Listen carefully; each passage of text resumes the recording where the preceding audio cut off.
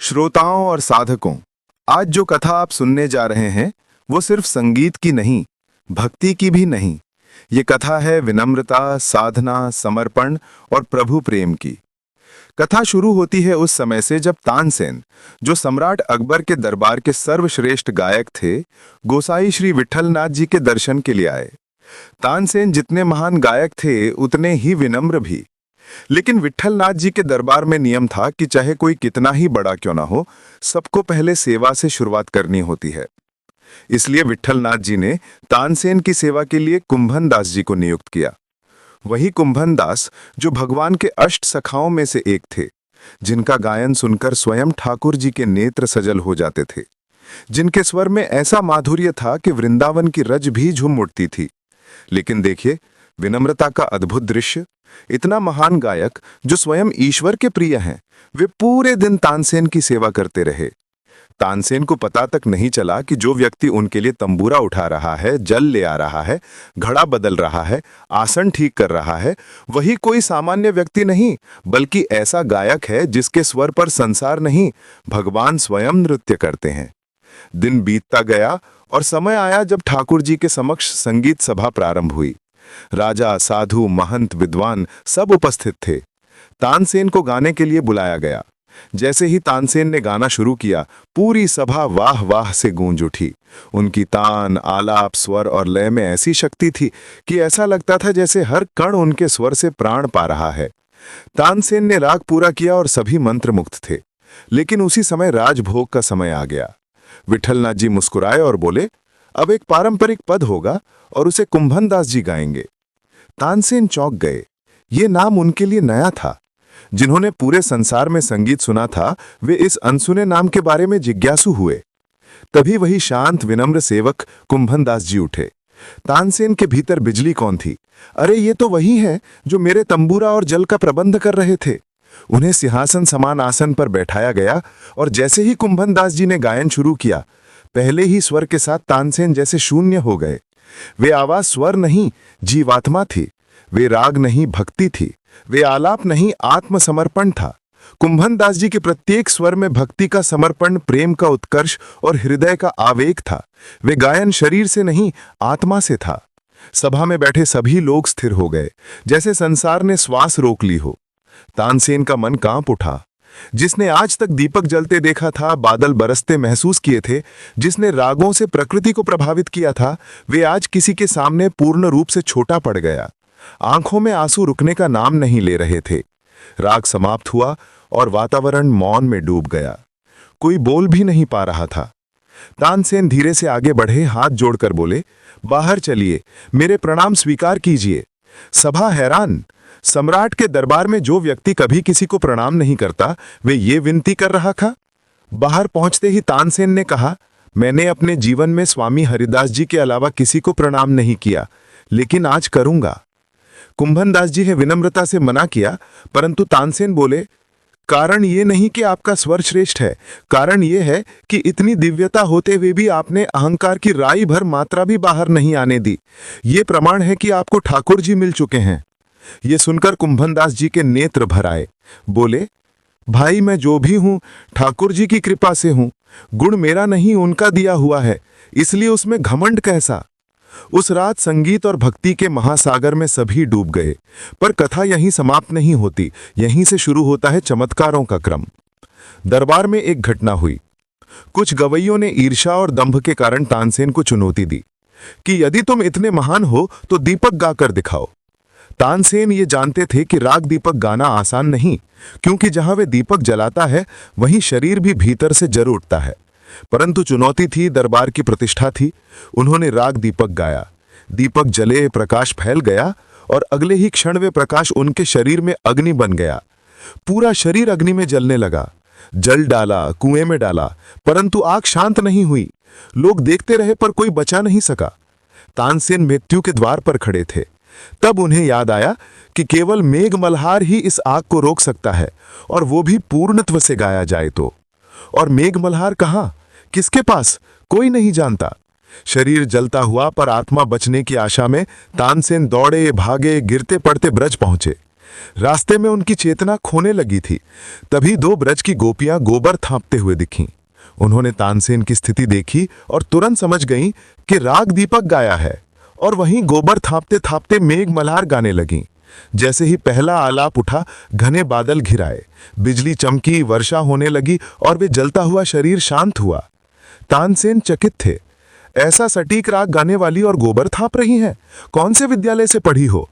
गोपियां मुस्कुराईं। कौन सा विद्यालय? हम तो कुछ नहीं जानते।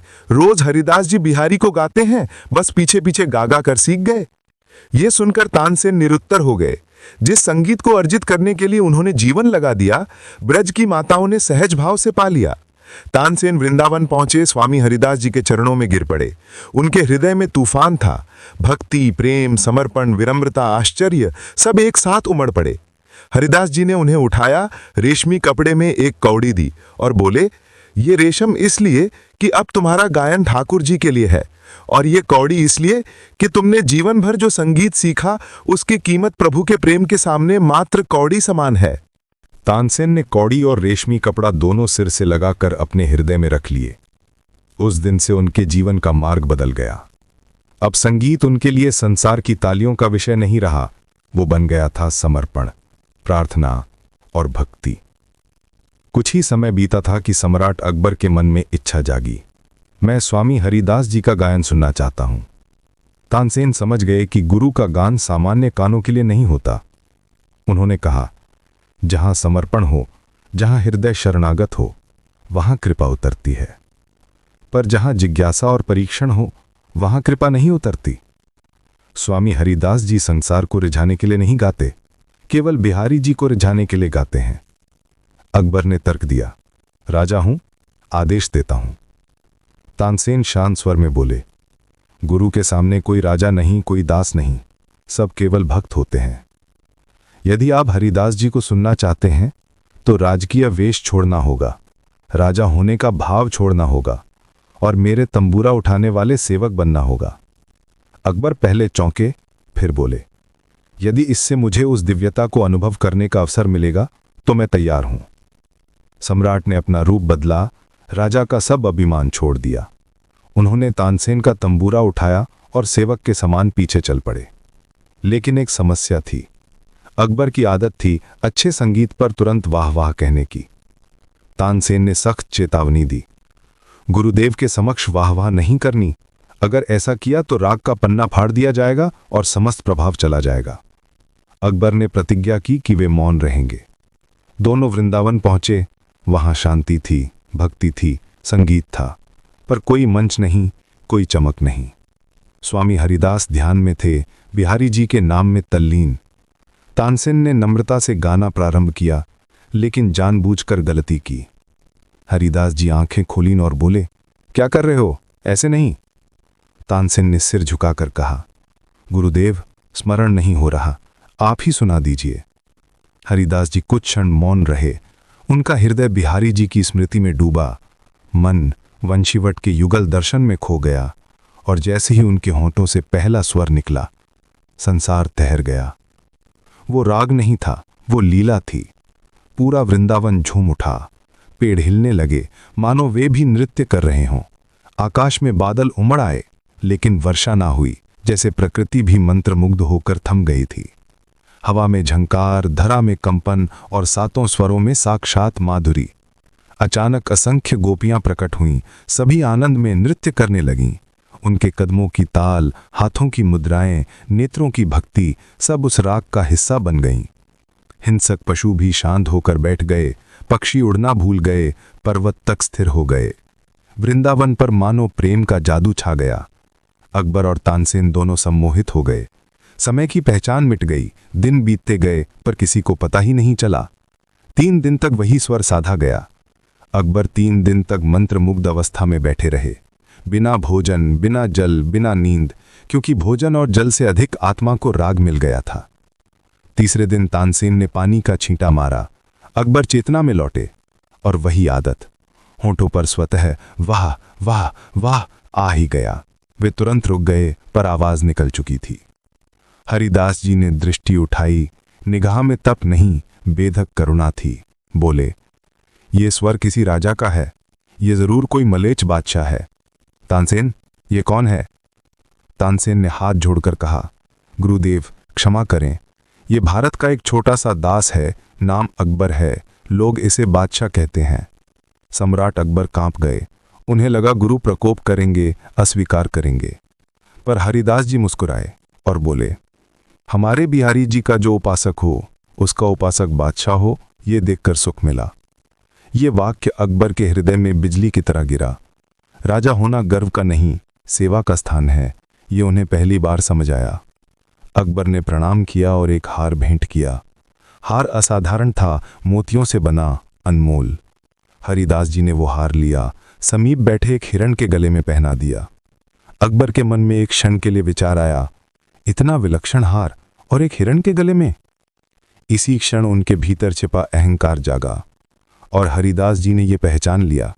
वे फिर गाने लगे और जैसे ही गायन प्रबल हुआ, असंख्य हिरण प्रकट हो गए। हर हिरण के गले में वैसा ही हार था। स्वामी हरिदास मुस्कुराए, ले जाओ, जितने चाहे ले जाओ, वृंदावन में कमी किस बात की है। अकबर की आंखों से आंसू बह निकले। तानसेन ने सिर झुका लिया। संगीत का अर्थ अब उन्हें पूर्ण रूप से समझ आ गया था। वृंदावन से लौटते समय अकबर ने कहा, तानसेन, मुझे आज ज्ञात हुआ कि संगीत कितनी ऊंचाई तक जा सकता है, और वो ऊंचाई सूर्या ताल में नहीं, विनम्रता में है। जिसने प्रभु को पा लिया वो अपना गुण नहीं दिखाता, वो अपना अहंकार छिपाता है। अब समझ आया, ज्ञान से बड़ा गुरुत्व विनम्रता में है। तानसेन ने उत्तर दिया, बादशाह सलामत, मैं आज जो भी हूं वो गुरु कृपा से हूं, और गुरु कृपा तभी मिलती है जब भीतर स्वर हो और बाहर समर्पण। कथा मौन में डूब गई, वृंदावन की रज की तरह पवित्र। इस कथा का सार यही है, संगीत प्रदर्शन नहीं, साधना है। भक्ति चाह नहीं, आत्मा का अर्पण है। सेवा कर्तव्य नहीं, प्रेम है। राग वो नहीं जिसे संसार सुने, राग वो जो प्रभु को सुनाया जाए। और जिसने प्रभु को पा लिया वो अपना नाम छुपाता है, अपना गुण छुपाता है, अपना अहंकार मिटाता है। वही सच्चा गायक है, वही सच्चा भक्त है। कथा पूर्ण होती है, पर संदेश युगों तक अमर।